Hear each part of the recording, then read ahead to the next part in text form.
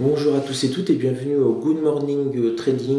C'est la reprise après le week-end prolongé de Pâques.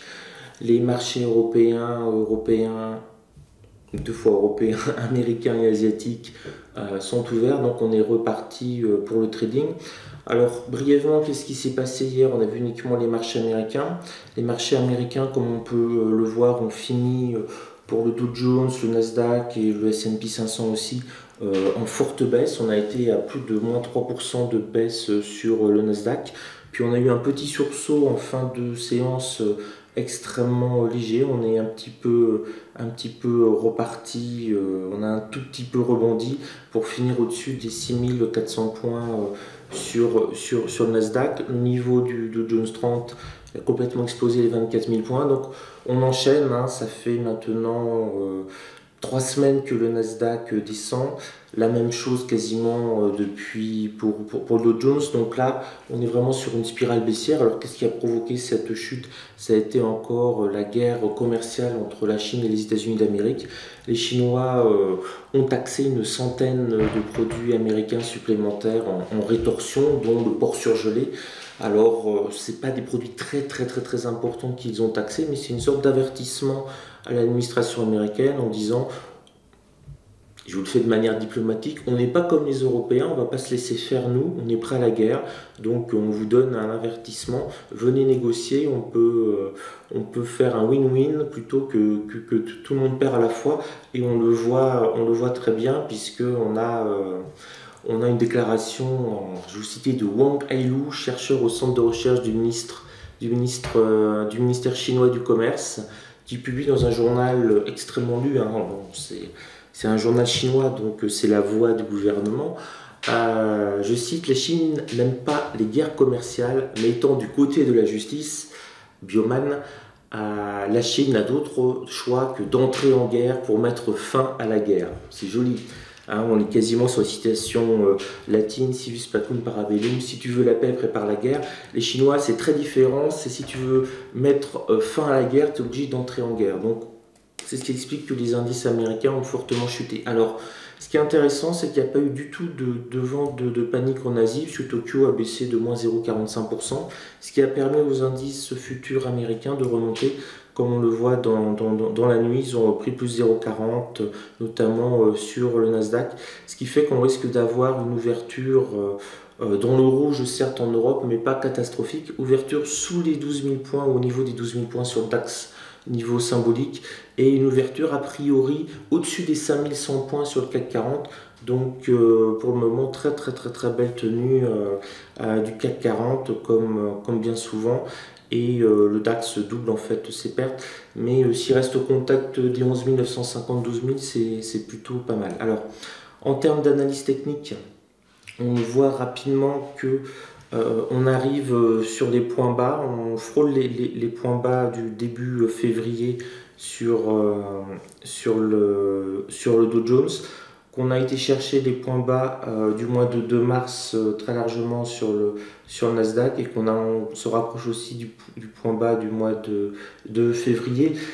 3 semaines de baisse en continu sur Nasdaq, on pourra peut-être aller chercher le support à mensuel et tenter un beau rebond. En tout cas, de ce que j'ai vu dans les carnets d'ordre, on commençait à avoir une sorte d'équilibre. Effectivement, on a fortement baissé, mais on voyait arriver en rafale des vagues acheteuses. Donc attention, on pourrait, si vous continuez à vendre, ça me paraît risqué quand on arrive à proximité de cette zone-là, on pourrait amorcer un petit rebond. Je vous en ai un petit peu parlé pour ce qui est des marchés européens. Le DAX va tenter de sauver les 12 000 points aujourd'hui qui se trouvent à peu près ici. Et sur le DAX, on a un point bas qui est 11 700.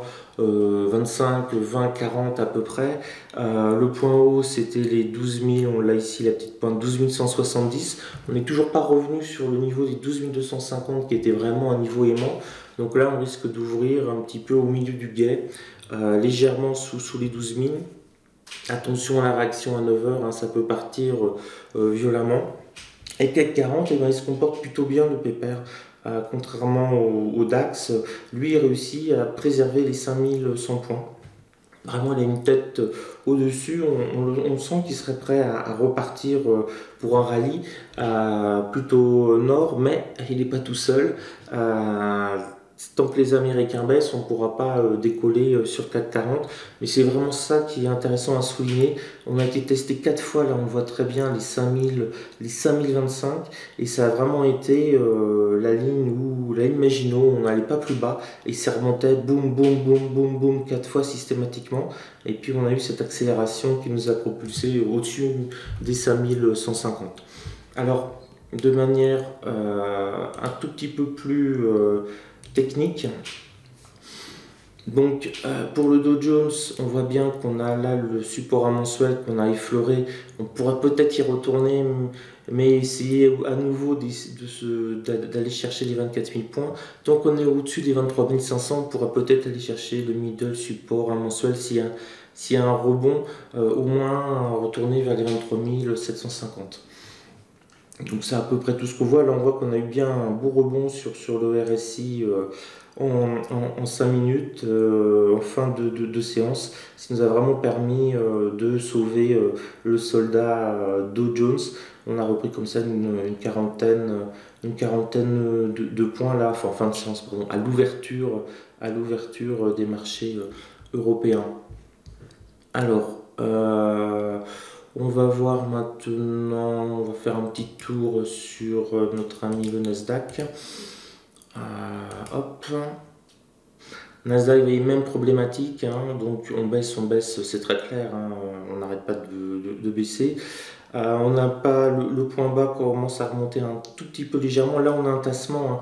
On s'est vraiment stabilisé sur cette ligne noire. Alors, cette ligne noire, c'est le plus bas du mois précédent.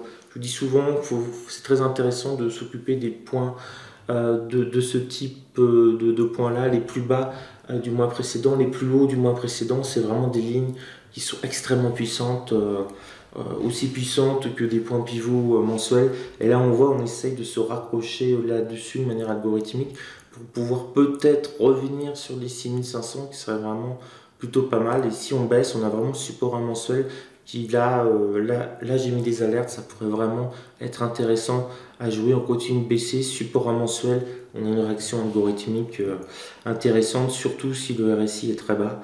Alors on voit, hein, quand on a un RSI bas et qu'on commence à repartir, on a vraiment des belles mèches ensuite. Notre ami DAX. Alors le DAX, tout est quasiment dit pour lui déjà. Là, on essaie de se stabiliser sur ce support-là, qui est le point pivot du week-end.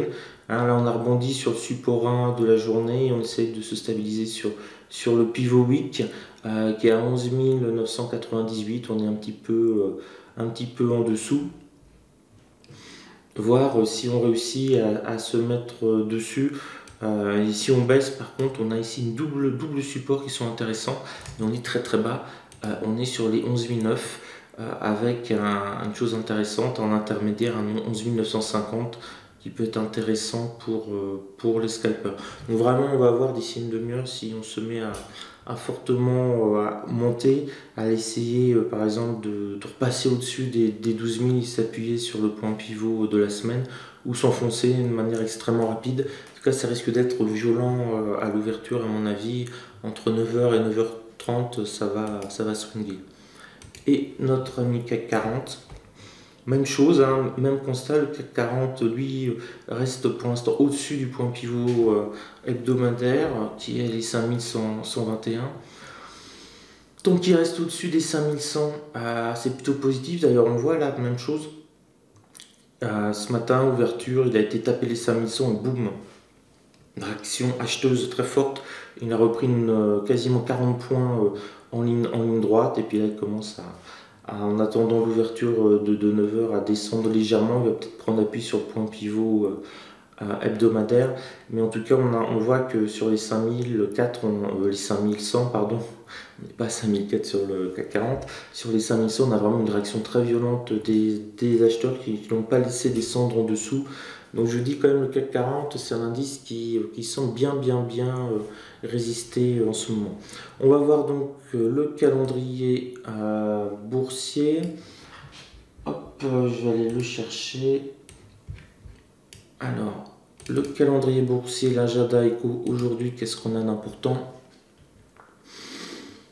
Paris, rien, c'est jamais important. Au début du mouvement de grève, on s'en fiche, sauf si on y va. Bon, il n'y a vraiment rien de particulier, c'est pas une journée à grande statistique. USA, vente automobile du mois de mars, donc c'est vraiment une journée sans intérêt statistique. Le PMI, ouais, non, rien. Il n'y a vraiment rien d'extrêmement important en stade, donc ça va être une journée essentiellement technique. Voilà, alors en ce qui me concerne, je voyais peut-être tout à l'heure, je ne suis pas en super forme, donc je vais sûrement pas trader aujourd'hui, je vais m'accorder une journée de repos supplémentaire. Comme je vous ai fait le bilan du mois de mars en vidéo, vous voyez que je ne suis absolument pas à la bourre, que mon mois d'avril est déjà payé. Donc tout ce que je peux gagner maintenant, c'est du bonus. Et comme je suis un peu fatigué, un petit moral, tout simplement parce que j'ai passé un excellent week-end et que ma copine est partie, qu'à chaque fois ça me fait ça. Donc quand on se quitte avec ma copine, généralement je ne traite pas le jour même, donc là elle vient de partir. Donc je vais pas trader je pense aujourd'hui, bien me reposer à nouveau et revenir sur les marchés de manière sereine et agressive à partir de demain. Je ne dis pas que j'ai pas passé un petit trade comme ça en passant, mais ma priorité sur la journée c'est pas du tout de trader, ça va être de me reposer et d'attendre que tout simplement le moral remonte et l'envie de trader revient. Ça revient toujours bien entendu extrêmement rapidement. Mais là, je vais faire un petit peu le deuil pendant quelques heures de la séparation. Je le dis souvent, ça fait souvent rire, mais je ne traite que quand je suis centriste, que quand je pense à François Bayrou. C'est-à-dire que je suis ni trop à gauche ni trop à droite. Quand on prend un trade, il faut être neutre en fait. Donc si je suis trop à gauche et que le moral va pas bien, je me sens pas très bien, je ne trade pas. C'est le cas ce matin. Et si je suis trop à droite, si je me sens excité par mon trading, si je me sens trop confiant, je ne trade pas non plus. J'attends de revenir dans cette polarité positive sur le trading où je suis neutre et ce qui me permet une meilleure analyse, une meilleure réaction si le trade part mal, etc. Donc voilà, journée du jour, se reposer un petit peu, retrouver un peu la pêche, le moral, et puis retrouver ma polarité centriste. Sur ce, je vous souhaite une belle journée de trading. Attention, ça risque de bouger un petit peu. Là, on a eu Donald Trump qui faisait la guerre des étoiles. On a l'Empire contre-attaque, là c'est la Chine qui donne ses mesures de rétorsion. Et maintenant c'est la parole à Trump, donc je me méfie du retour du Jedi. Sur ce, belle journée à vous.